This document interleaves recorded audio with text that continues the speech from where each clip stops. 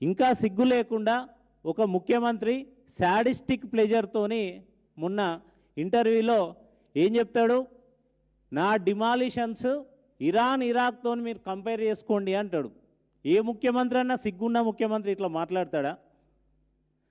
ఆయన పాలిస్తున్న రాష్ట్రంలో పేద ప్రజల ఇల్లులు కూలగొట్టి, వెలుగుమట్లలో ఇల్లులు కూలగొట్టి, వాటిని మేము ఇరాన్ యుద్ధంలో ఎట్లయితే ఇల్లులు కూలగొట్టిరో అమెరికా వాళ్ళు, అట్లనే ఇక్కడ వెలుగుమట్లలో రేవంత్ రెడ్డి పాలనలో రేవంత్ రెడ్డి బుల్డోజర్లు అట్లా కూలగొట్టిరని ఆ వీడియోలు మేము బయట పెడితే దాన్ని గొప్పగా ఆయన దేశమంతా తెలిసే విధంగా ఆయనే చెప్పుకుంటున్నాడు, ఇరాన్తో కంపేర్ చేసుకోండి నా కూల్చివేతలను అని.